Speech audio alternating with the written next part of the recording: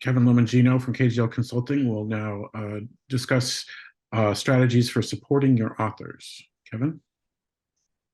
Great. Throw up my slides here.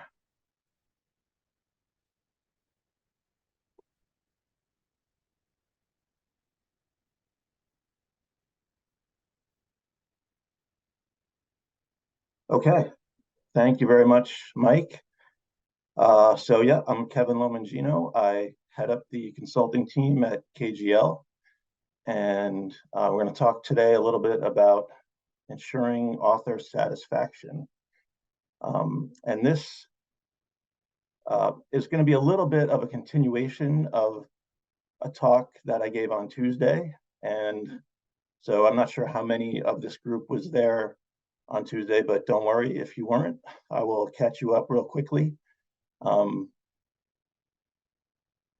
So the context is the fact that business models are changing in scholarly publishing. We talked quite a bit about this with the move to open access. Basically, the more you publish, the more revenue you stand to generate. And that's a simplification, but nevertheless, it is sort of a reality. And that's through article processing charges. There's pressure to bring in those fees. Even if you're a subscription journal, you have to keep your publication volume up because that contributes to your cost per use, which is something that librarians look at. And today they have increasingly sophisticated tools to be able to see what your cost per use is. And of course, budgets are constrained and they are looking for areas to save. And so if they see your cost per use going up, that potentially puts you on the chopping block. So, it's a tough situation, especially when you consider further that, we're all in the business of putting out quality content. It's not just accept whatever comes in. That's not what journal editors want to do. That's not what society members expect. That's not what the community at large needs. So this balancing act of publishing more while maintaining or increasing your quality level it's a challenge for sure. So one of the ways that we talked about on Tuesday to grow your submissions, it was more outward facing. We talked about outreach from the editorial team, outreach from your editorial board, publisher marketing, author submission marketing, social media, those types of things to generate buzz and get people interested in submitting their content to your journal. And that's certainly a key important part of the equation. But today we're going to talk more about another element, which is author satisfaction. And the point here is that increasingly the author is the customer.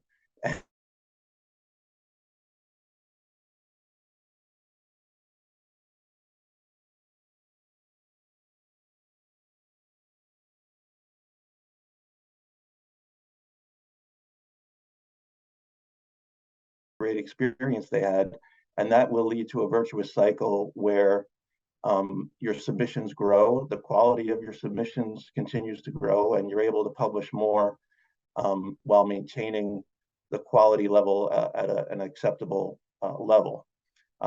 Like I said, it's a challenge. We work with societies all the time on their journal programs to try to meet this challenge.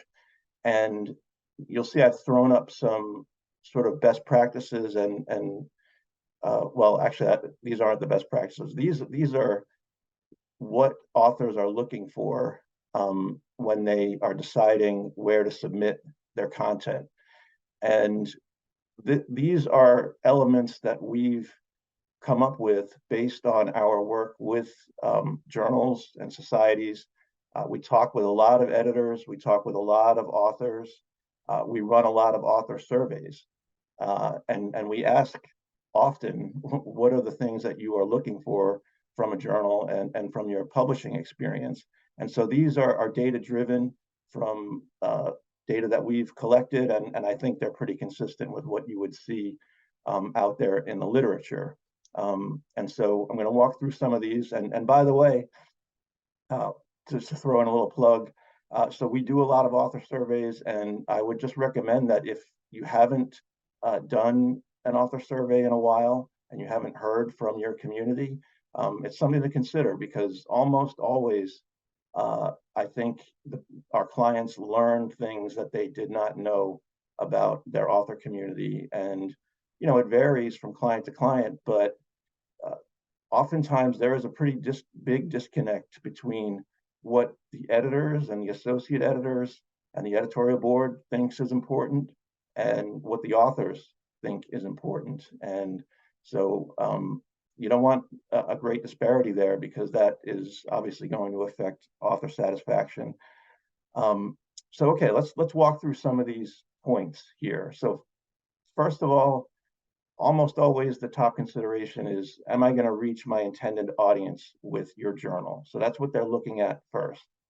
And then alongside that, sometimes first, sometimes second, they are looking at the reputation of your publication, and usually it's impact factor.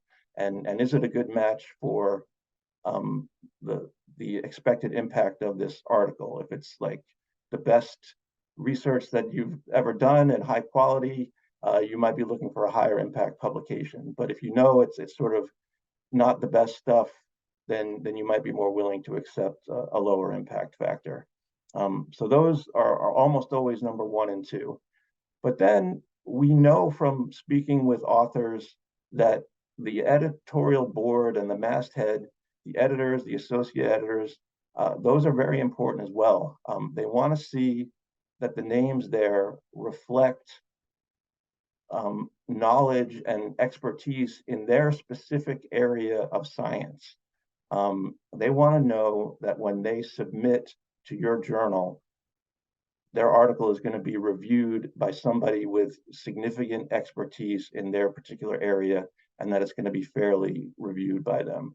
And that's what your editorial board and your list of editors signals to them.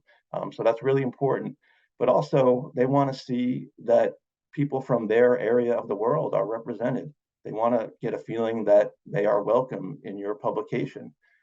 So definitely working with a lot of clients on expanding their boards and making sure that there's geographic representation. So timeliness, that is often, right up there, 3rd or 4th in terms of what authors are looking for. So, I mean, some of this is obvious, but maybe some not quite as much. Of course, if you have high quality, groundbreaking results, you want to get those out there immediately and establish precedents.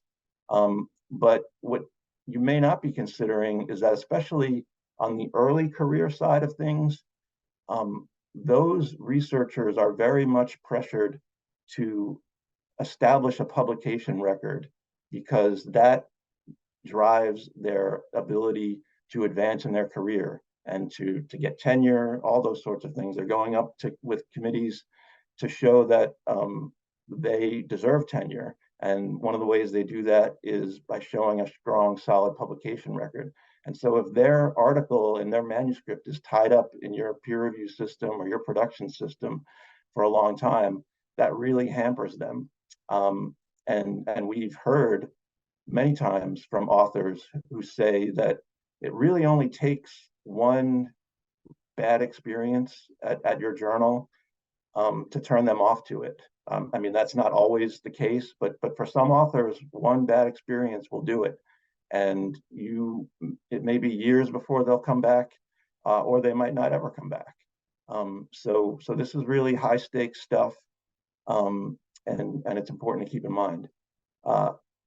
So some sort of general rules of thumb that we provide to our clients, they're not applicable to every situation, but in terms of just some general guidance, we say that it's good to set an expectation of time for first decision of about 21 days or less. Now, again, that's not applicable to every field, and it varies. But as a general rule, authors think that's reasonable, reviewers think that's reasonable, editors think that's reasonable. So that's something that we throw out there, and it's a challenge for some journals to meet that, but nevertheless, putting that challenge out there is important. In terms of ways to speed up the peer review process, we work with many clients in assessing their peer review workflow and looking for opportunities to reduce handoffs and optimize the workflow. That might involve auditing or configuring your manuscript management system. One thing we also often recommend is to augment the automated reviewer reminders that go out from the system with editorial office managed custom reviewer chasing. So instead of just sort of a system email, you get an actual email from a human that generally gets a better response. And I know that that's quite an investment, but we found that working with a lot of clients that the payoff is there in terms of how much it helps reduce decision times. So that's something to consider. And then, get the word out there about your decision times and make sure that authors know about it. Because, of course you want it to be suitably nuanced, but if authors don't know how quickly you're turning things around, they don't have a chance to make a decision on that basis. So put it in your correspondence, put it in your promotional materials. Obviously, if it's good, that's something you would do. If it's bad, maybe you wouldn't. But certainly that's something that authors are going to be looking for. So keep that in mind. So going hand in hand with that is your submission requirements. And increasingly, simple submission requirements are more important than ever. We know that authors look for journals with low formatting requirements because, or at least prior to acceptance, once it's accepted, they're willing to do what needs to be done. But they don't want to send their manuscript to your journal and spend a lot of time formatting it only to have it rejected, and they have to do it all over again somewhere else. So you're seeing the industry move toward format-free submission and making that whole process easier. On the horizon, there are automated tools, AI tools that are going to help with this and make that process quite a bit faster. But for now, take a look at those requirements, see how they compare with the competition, and make sure that you're competitive. So quality peer review, we talked a little bit about that. They want to make sure that the people reviewing the content are matched to their area of science and that they understand the science.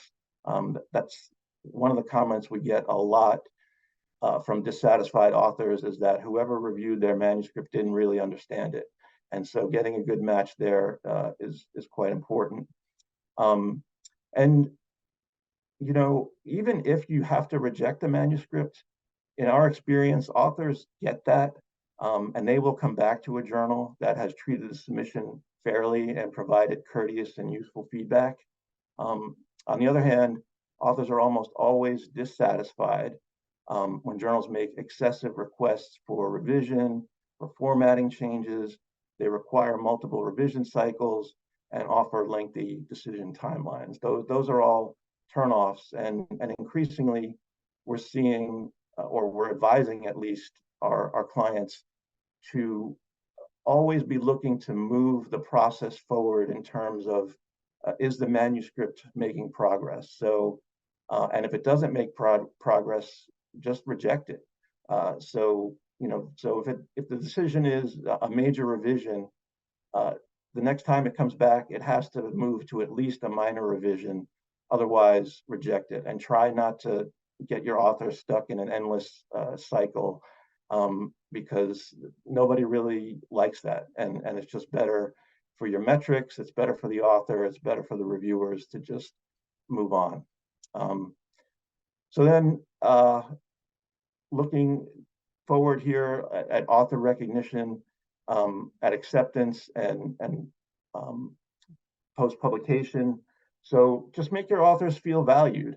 Give them a heads up when the manuscript's accepted, when it's published. For your past authors, go back to them and show your appreciation, and that's a way of signaling that you want their future manuscripts as well. Those sorts of things are helpful, and if you have the capacity to provide metrics along with that, citation data, usage data, alt metrics, those sorts of things, authors value that. And if you can show that their content has been included in your promotional materials, things like most cited articles or topic area promotions that have gone out, they really like to see that you're helping to expand their reach. And that's something they find really important. So, okay, so one other area to address here is peer review, and that's often a bottleneck and something that contributes to lengthy decision times. And as we've talked about, that's really key to authors. And this is a problem across the industry. It's not any one journal that's facing this. It's really a system-wide issue.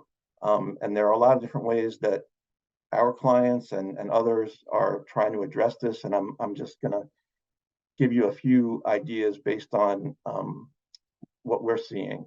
And part of the solution here is to grow the pool of reviewers and expand it in a way that makes it more diverse and equitable. So you're sort of killing two birds with one stone.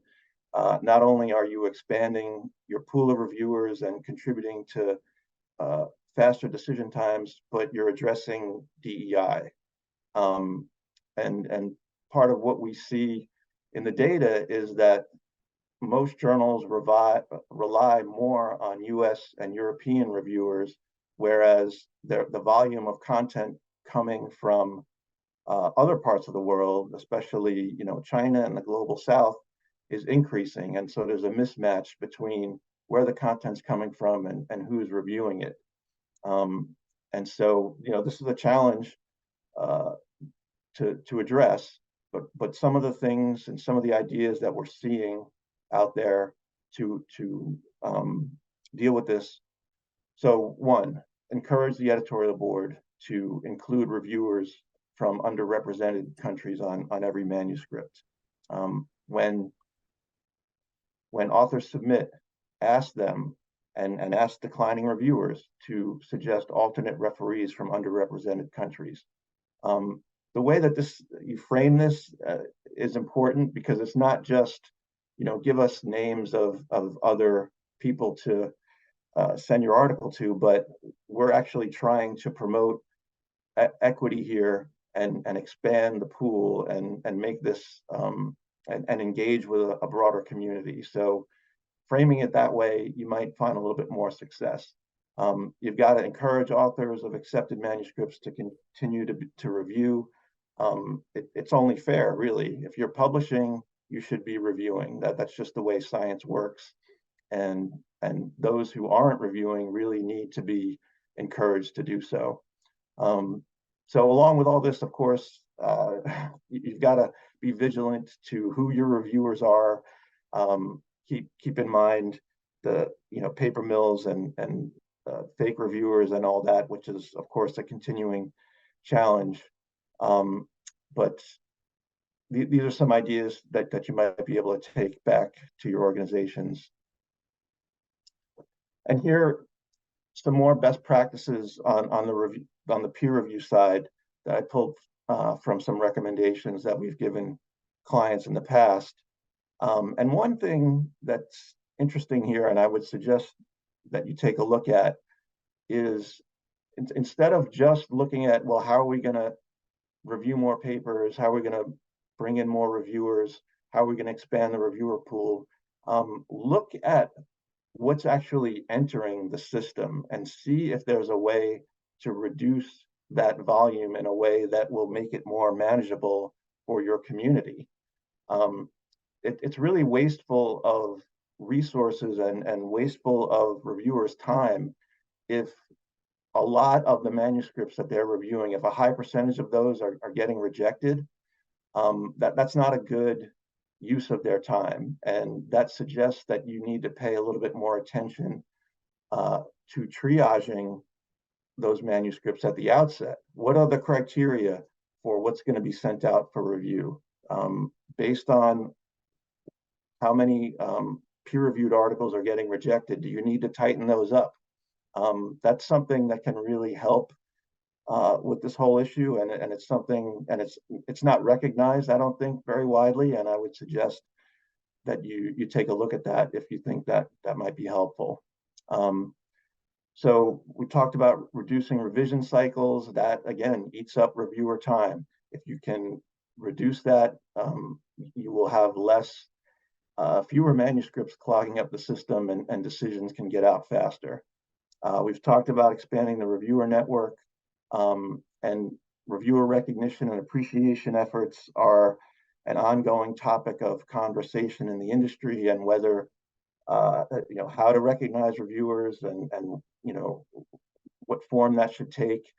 Certainly at a baseline level, they can be recognized and thanked somewhere publicly. I know many organizations that have top reviewer awards. Certainly, those I would recommend that you consider.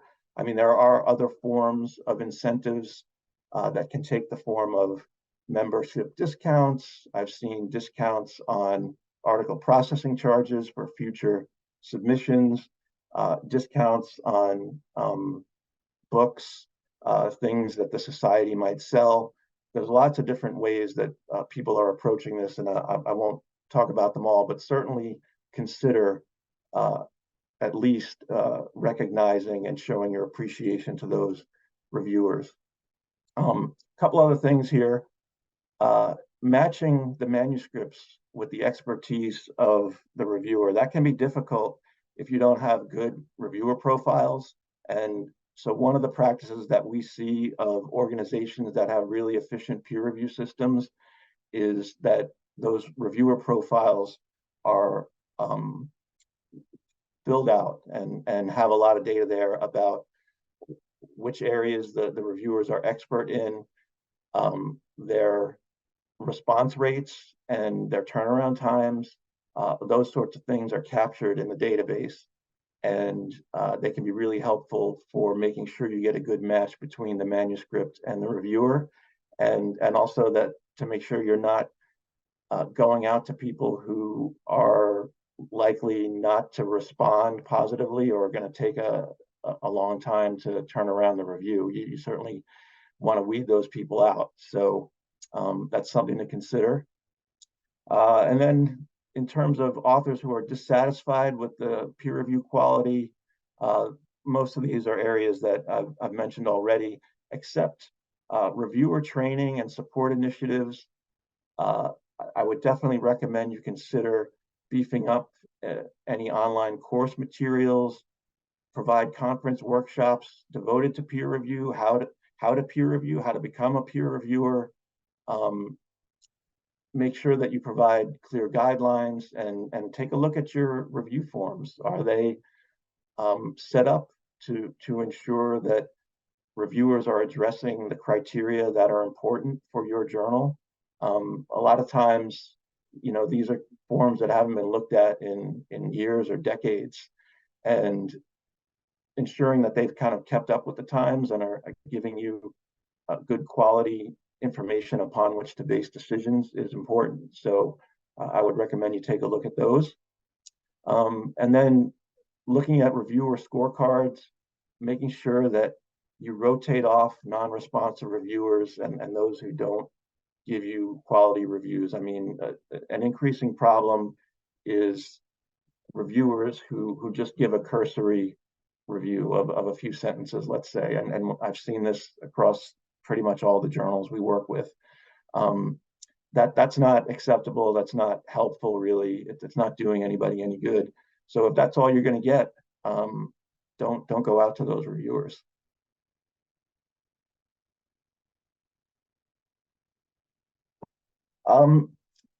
again, hitting this theme of expanding the reviewer pool and coupling that with a DEI focus, and satisfying your authors in the process. So one way to make sure your authors are satisfied is to make sure they can afford to publish. And in an OA environment, increasingly this is an issue, especially countries like India, Brazil, who may not be covered by waiver systems. Can they afford to publish in your journal? So some of the things we're seeing our clients look at, and I know is being looked at across the industry, is having sliding scale APCs, article processing charges by country or region. Diamond open access models where either funders or philanthropists, some other entity is helping support authors in paying the article processing charges so that burden doesn't fall entirely on the author. And then we just know from what we see in the industry and our clients that societies are increasingly recognizing that they may need to step in where possible to help cover APCs, and they're budgeting for this. They're looking for ways to develop endowments that can fund these costs into the future. They're looking for philanthropic organizations that can support this. They're looking for industry sponsors who can support this. So it's a broad effort, and I don't think there's going to be any one answer that's going to solve this problem. But certainly there's a lot of experimentation going on and a lot of investigation of different ways to approach it. So then lastly, I'll wrap up here with mention of China. Probably, many in the audience here, and we certainly see it across our clients and across the industry, are getting more submissions from China. The quality of those submissions is going up. And so you almost have to take a specific approach to this community to ensure that those authors are satisfied. And that involves understanding author decision-making in China and what goes into that. And there are many factors, but of course, impact factor, lists of sort of recommended and approved journals play a big role there, and how do you get on those lists? Building long-term relationships and networks with individuals at key institutions, get them on your editorial boards, understand the importance of author marketing in China, and specifically the role of WeChat.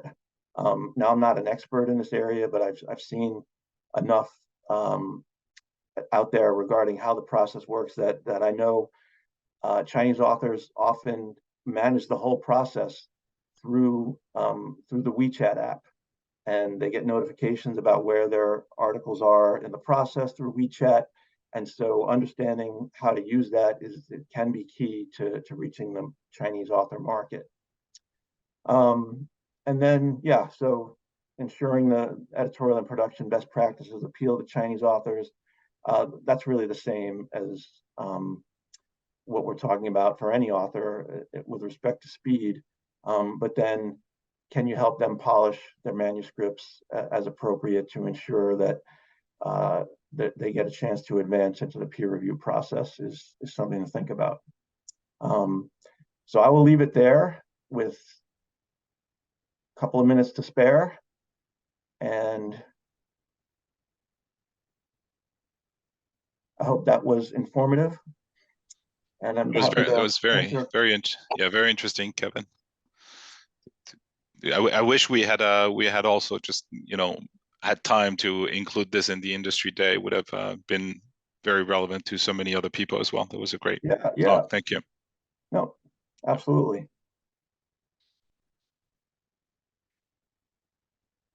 Did anyone have any questions for Kevin? He covered a lot. There must be.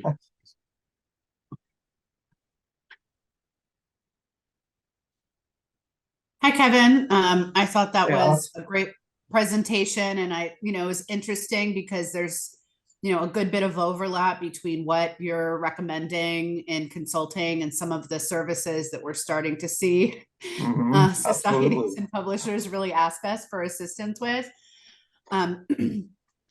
So I guess I just wanted to ask you, about that. Do you see, these recommendations that you make to societies? Who is typically implementing them? Is it the editorial board? Is it some combination of the editorial board and the journal office? I mean, who sort of takes the lead, or is it kind of different in each case? I mean, it varies, I think. Ideally, if there's a publications director type person available to lead the charge strategically, that is very helpful. And they can provide the guidance that the editorial teams need in order to address some of the areas that we've talked about. But yeah, it does fall on also editors and associate editors and so forth to implement some of these things. And they are often very much engaged in the process, and you need to engage them in the process. But yeah, it does help to have a strategic level person supporting this. And if that person isn't available, sometimes we are available to help with that. That makes sense. Yeah, no, thanks for the question, Alex. You're welcome.